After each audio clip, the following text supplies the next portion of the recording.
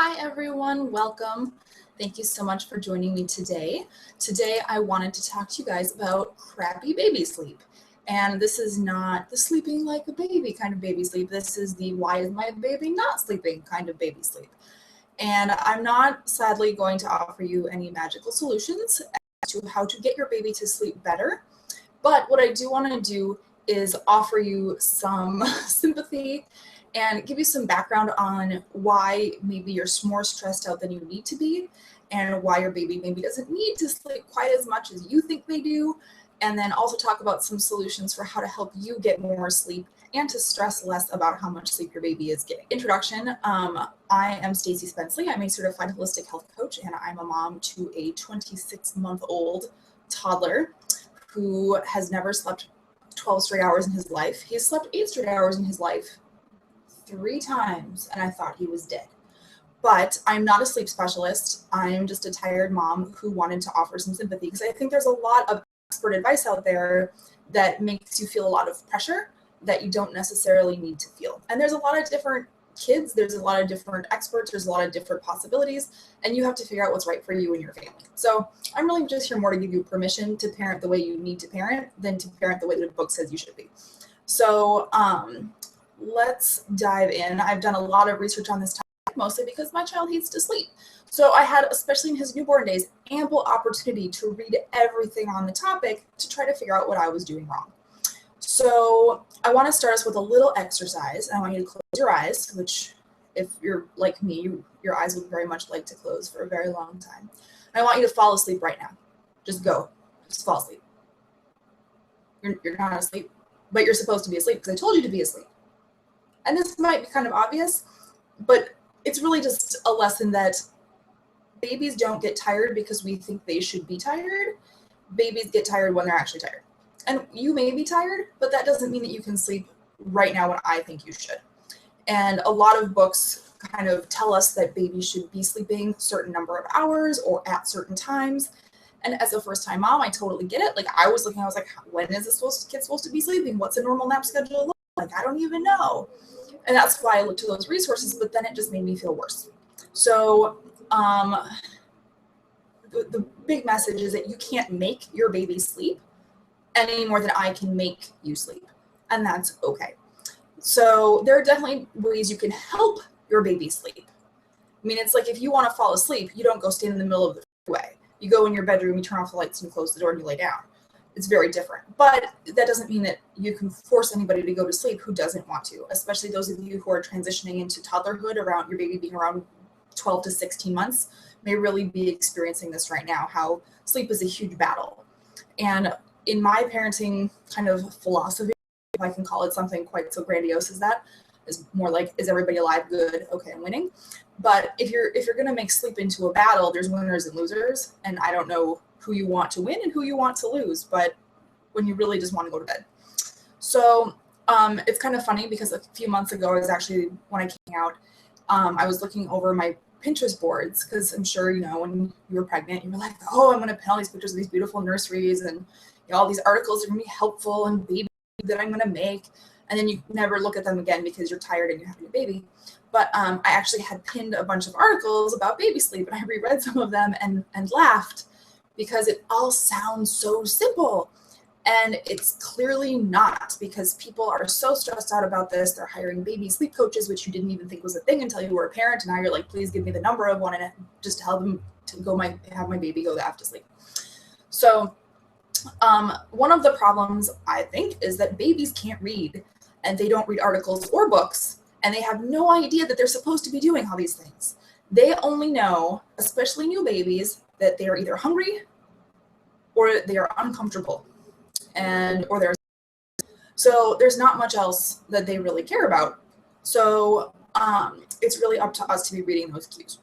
So I also think that with a lot of the books is there's this kind of magical expectation, especially people are so busy these days and most moms are working. And, if you have to go back to work at, God forbid, 6 weeks, and you have to get up and out of the house and get your baby dropped off at daycare and to your job where you have to think straight, then you really want your baby to sleep. But there's this kind of myth that babies are since they can, they should sleep through the night, every night, starting at 8 weeks old. And then when your baby doesn't do that, you think that it's your fault, and it's not. So I just want to kind of talk about kind of what's realistic. And I wish somebody had told me, like, though I probably wouldn't have believed it. And I think there's a hesitation to make new parenthood sound really miserable, but sometimes it's really miserable, is that it's normal for babies to wake up a lot, especially brand new babies. The risk of SIDS is highest for the first 6 months. And that's actually why co-sleeping in the same room is recommended for the first 6 months. Babies who wake up more often have a lower risk of SIDS, considerably lower. And babies who, especially breastfed babies who nurse frequently, are also helping to stimulate and maintain a good milk supply in mom overnight. There's a lot of tryptophan, which is the same stuff that's found in Thanksgiving turkey, that makes you tired and gives you a food coma. The same stuff is found in higher levels, along with melatonin, which is another hormone that helps sleep, late at night in mom's milk. So when baby's nursing at night, that's actually a very good thing, both for your milk supply and for your baby's rest. It's not maybe so good for you, or so you think, but it's actually helpful. And one I just mentioned briefly in passing that co-sleep is recommended for the first 6 months.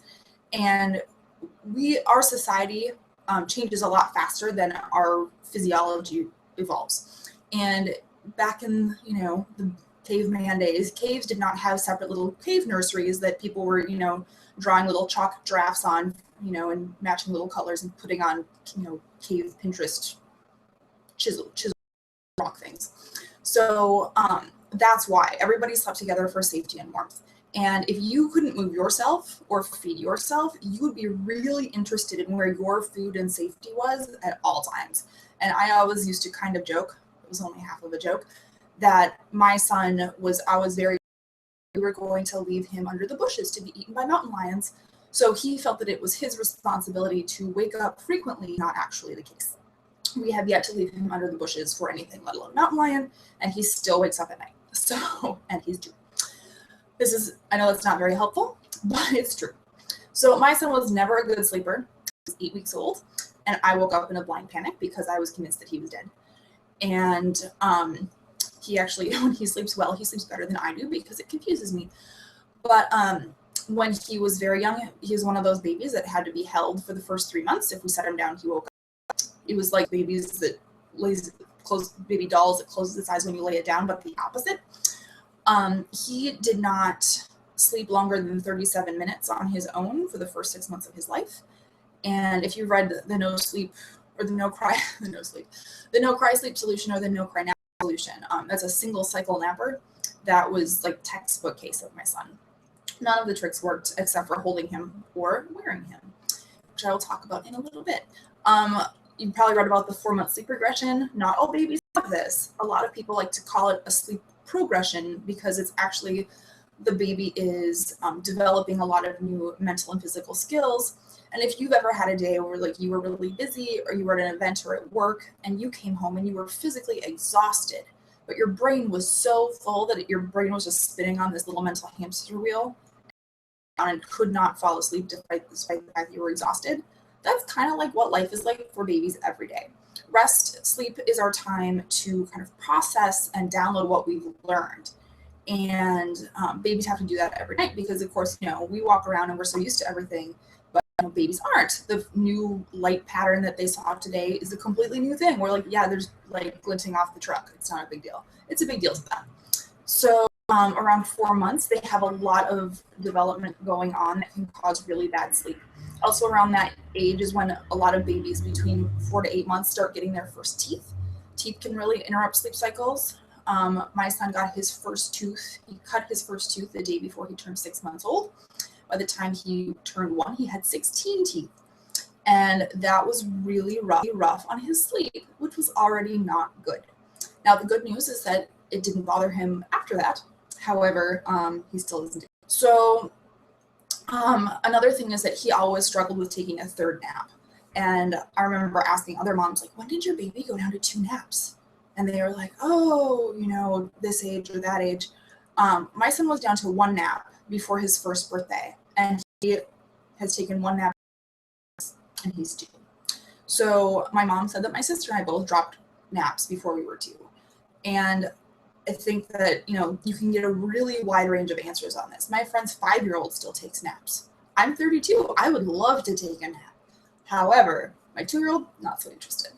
So I think it's also really important to keep in mind what kind of sleeper and what kind of child you have.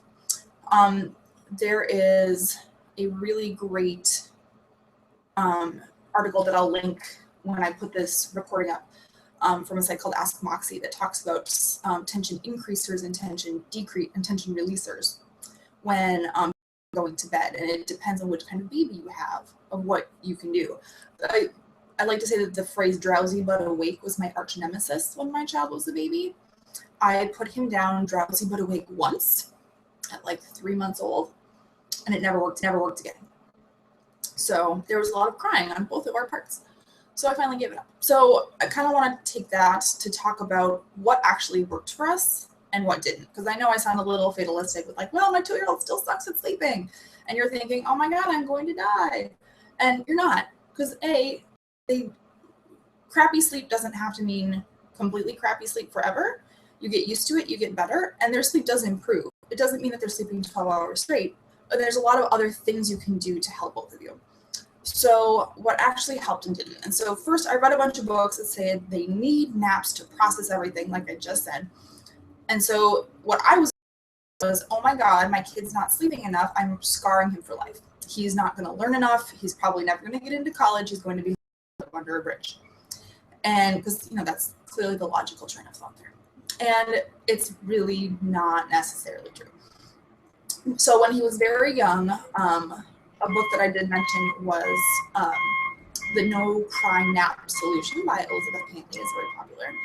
And though those weren't great solutions for us, it really helped me understand baby sleep cycles a lot better.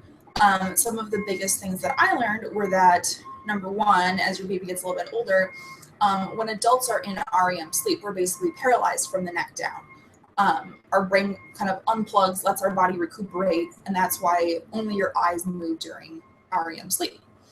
For babies, that doesn't happen. They can actually move in their sleep. So around 4 months, when they start rolling, probably for babies, around 6 to 9 months when they start crawling for most babies, and then again when they start walking around, a year, give or take a few months, to their sleep, or disruptive is what I want. Haven't slept in 2 years now. But part of it is that because they're not paralyzed, they are often moving in their sleep and don't know. I know my son had several times when he would pull up on crib rails in his sleep and wake up, and then if you woke up somewhere you don't remember being, especially if you rock your baby to sleep and put them in the crib after they're sleeping, they fall asleep in your arms and wake up standing somewhere that they don't remember getting there, that would freak you out too. So also, when they're crawling, a lot of sleep crawling happens. If you get your face crawled over in the middle of the night, it was really common for us. It's really hard for babies to sleep because they're moving. They'll bump into something and then they're freaked out because they don't know exactly what they were doing because they're not really good at it yet. They're just practicing. So that was really important to us. The single cycle sleep, babies have shorter sleep cycles than most adults. Adults actually wake up throughout the night. The problem is, we'll wake up and roll over. Sometimes you look at the clock, but then you go right back to sleep because that's what you're supposed to do. Babies don't necessarily know that and don't necessarily have a way to help themselves get back to sleep yet. So another thing is sleep pressure, and this is really important for napping, is that if you think about a little chart, as you're awake throughout the day, your sleep pressure builds, and there's a point at which you are tired, and then there's overtired. But you have to have enough sleep pressure to help you go to sleep. If you've ever kind of dozed off, like on an airplane, but you're not really tired, you just don't have anything else to do and you're bored, you kind of doze off, but then the flight attendant walks past and you wake up because you were in a light sleep. If your baby doesn't have enough sleep pressure, it's harder for them to stay asleep. Where this really hurt us was he always struggled with that third nap, and if you take a third nap, he didn't have enough sleep pressure to build up between waking up and bedtime. And then he would wake up every 45 minutes after we put him to bed.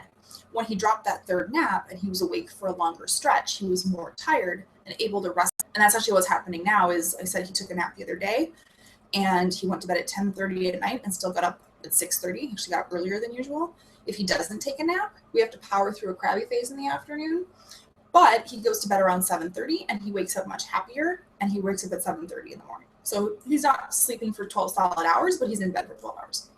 And so when he was really young, we also did a chart where we did track his sleep cycles just to see when he was sleeping. And then it helped us to look at the clock and be like, oh, he's probably going to be getting tired soon. We should start setting the stage for sleep. And this is where we kicked ourselves a little bit, because you read these articles, they're like, oh, you need blackout curtains and a white noise machine, and it's brand new. We're like, oh, he's been doing fine. Then we got blackout curtains and a white noise machine, and everything was so much better. So if you haven't done that yet, highly recommend. We still use it. Actually, my son really likes to turn on his machine before he goes to bed. That's what he says. He's like, I turn on the machine, Mommy. And then he climbs in and says, I'm ready to sleep. So the other thing, especially when he was young, was baby wearing. And this is great for naps. And this is also great for you, because you can't set your baby down. You don't have to. So I would put my baby in a carrier. We used a woven wrap. We used a Moby wrap, stretchy wrap when he was little. There's a lot of different kinds. We used a Kinder Pack. We use a toddler Tula now. And you can wrap your baby and wear your baby. Keep your baby snuggled up close so that he's still touching you, but you have your hands free and can do all sorts of things. Books. You can, walk around and do dishes. You can get up and go to the bathroom, which is really the most important one. And that was one thing that I felt was really hard, was with my son's lack of a sleep schedule. I always felt like I was trapped in the house because, oh my gosh, it's going to be nap time and I have to be home in time, because if he falls asleep in the car, he won't transfer. And I felt really captive. When I started going out and feeling more brave, he would nurse a nap in his carrier, and I could go with other friends and go do something, or go to the grocery store and put him in the carrier and walk around, and he could fall asleep. So it was really freeing to have the carrier. My husband would also wear him. So if he was nursing and he still didn't sleep. But if he didn't fall asleep because he had some developmental thing going on and he was trying to nurse, but it wasn't helping, I'd pass him off if possible to my husband, who would wear him, walk him around, and he'd fall asleep. And I remember when he was little, I was like, oh, I want to get this buckle carrier. My husband's like, well, it's kind of expensive. So I found one from a friend that was a little bit cheaper used, and he came out of our son's room one day and was like, after having put the baby down for a nap, and he said, I used to think that $150 was a lot for a baby carrier. So that's really a good deal for something that knocks the kid out in 15 seconds. So we really struggled a lot until he was held close and snuggled and felt really safe, and then he was able to relax and fall asleep a lot more easily. Especially, we had this huge distracto baby from 3 to 4 months on. He was just, everything was just ooh, shiny, and he didn't want to miss anything. So having him in the sleep as well. Now for nighttime, co-sleeping and nursing side lying were huge for us. Co-sleeping just simply means sharing a room. So a lot of times I would put him on his sleeping surface in his crib next to our bed to start. People use a pack and play, people use a co-sleeper. And then when he woke up, I would bring him into bed with us, and then we would nurse side lying, and I could actually fall back asleep. It's really important to, if you're going to bed share, to do it safely. I'll post some links for Dr. James McKenna's information from his studies on how to bed share safely. But sleep regression was by having him in our bed. And a lot of people would say, you got to put him down drowsy but awake. You can't let him in your bed. And this is when I made my very strong rule that, of course, I'm offering you sleep advice on a general sense now, but I would only accept sleep advice from people who were willing to come at 3 a.m. and do what they were saying. My husband's best friend was like, oh, I can't, since I try and it doesn't work. So co-sleeping and sideline nursing were huge for us. And then something else that worked a little bit later on, when he wasn't just trying to nurse all the time and he stretched out a little bit more, a lot. But I would have him, if possible, go in and try to get the baby back down to sleep. So he would either wear him, he would carry him, what have you, so I didn't have to go in every single time. Because where I don't think nursing to sleep is a problem for you, and it doesn't matter what your doctor thinks, it matters what you think. If you don't mind nursing to sleep, it's totally fine. But it would also, it's like the lunch bell. If you expect to eat lunch at noon, your body's like, oh, it's noon, it's time for lunch. And you can sort of train your baby to wake up each time. So my husband would go in and put him back down a couple times until he wanted milk, and then I would have to go in. Another thing is that we actually have a guest room. And for a few nights, just to help me get more sleep, I would go to bed, and I would try to go to bed in the room, and my husband would sleep in the same room as the baby. And then he would get up until he couldn't get him back down anymore. And then they would come in and either sleep with me or I would go back in our bedroom. But then I actually got a longer stretch of sleep because when we were all in the same room, if the baby woke up, I woke up first. I had to wake up my husband. And then I was awake and couldn't get back to sleep because the baby was crying and stressed me out. So if I was all the way across the house, then it would help me because the baby wasn't the baby wasn't thrilled because the baby was awake. But co-sleeping doesn't work for everybody because sometimes you and the baby don't sleep as well. But again, during those really tough sleep periods, bed sharing is really what saved us or else I'd put the baby down and baby wouldn't go back to sleep, so I didn't get any sleep as opposed to short periods. So one thing that really, really helped us as well, but harder, is asking people for help. Like I said, my husband works 70 hours a week. He doesn't get home at 5:30 every night. He has different days off every week. I could never depend on when he was going to be home. And I was exhausted.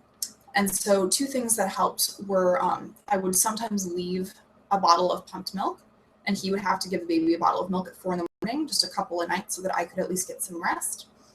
And then I had a friend come over, and you can do this if you have another mom friend who totally understands, you guys can trade. Or the very, very best is a friend who doesn't have kids yet. So they think the babies are really fun to borrow for like a couple hours, and then they'll come over and play with your baby and you can take a nap. And it sounds like you're like, no, none of my friends would like that. You would be surprised. So I would post on your Facebook page and be like, hey, who wants to come play with baby Adorable on Thursday afternoon for like a couple hours, or Saturday or Sunday morning or whatever it is. And you would be surprised that somebody will be happy to come to your house, play with your baby, and you go take a nap. Because I think a lot of the pressure is on ourselves to get a lot of stuff done. And really, on every day is you're feeding your baby, you're keeping your baby alive, you're cleaning your baby, you're changing your baby's diapers. And we were cloth diapering, we're doing laundry all the time. And so you're doing a lot, even if your house isn't spotless. So of course there's stuff you have to do sometimes. But if you can take a nap with your baby, or if you can, it actually helps the baby sleep better a lot of the times. My husband would he'd get up early in the morning with the baby when he was working in the afternoon. I would get to sleep in. Then I would get up, have breakfast, take my shower. That was my free time for the day. And then I would nurse the baby back down for his nap. And my husband would actually take a nap with the baby until he had to go to work. So if you're a little bit outside of the box of kind of when we normally sleep, and think about when you can sleep.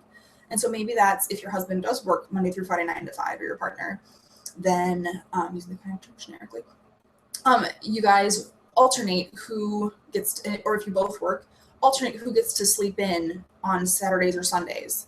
And you each get a day to sleep in, because they're not as resentful, they're more willing to do it. But you need a turn too, especially if you're nursing at night. He probably isn't. So those are very helpful. But I will say the biggest difference for me was none of these tips, but was my complete mindset. And this was changing the idea of doing anything according to what other people said. And so I definitely found I was more stressed when I read that, oh, my baby at this age should be sleeping this many hours, and he wasn't. And or he'd been sleeping at 10 a.m. every day for a week, and then on day 8 he didn't, and I was like, oh no. And when I released that and thought, I can help my baby sleep, but I can't make my baby sleep, and that better to watch my child and see, is he happy or is he cranky? If he's cranky, what can I do about it? And then also thinking about it as a science experiment instead of a test. So it's not like, oh my gosh, if I can't get my child to take a nap, I failed. It's like, hey, maybe he's going to nap at 1 o'clock today. Let's see how this goes. No? Oh, well. And so a lot of times if I would just give up trying to get him to go to sleep, he would either be up and playing, he just changed his schedule that day, or he would 5 minutes later, he'd get tired and be ready to go to bed. And so a lot of it was about me releasing that control, and that need to be in charge of his to support him in that, not to lead. So, and of course it changes as your child gets older and younger. Or not they're getting younger, but at different ages. And when your toddler's more able to communicate with you, you can always say, we say, oh, you need to rest your body so you have energy to keep playing. And sometimes it's just not worth the battle. So I say, okay, well, when you're ready to put on your pajamas and have milk, we'll do that. But you can keep playing. I'll be here waiting for you. So it changes, with different ages and stages, but that is the basic premise. When people offer you helpful sleep advice, like I said, I only accept offers from people who are going to come and implement it themselves. But I like to say, oh, thank you. I'll keep that in mind.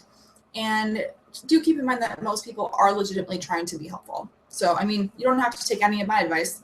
This is just what worked for me. But, you have to do this. That's when I'm like, oh, thanks. I'll keep that in mind. And probably completely ignore it because there's nothing you have to do. Eventually, you have to get some sleep because it's not healthy. But the way that you choose to do it is not really anybody else's business unless they're the ones who are helping you out. So, I would come and offer to help you guys put your kids back down at 8 a.m., but my toddler has to be touching me at all times most nights. So it's not probably going to work for my schedule.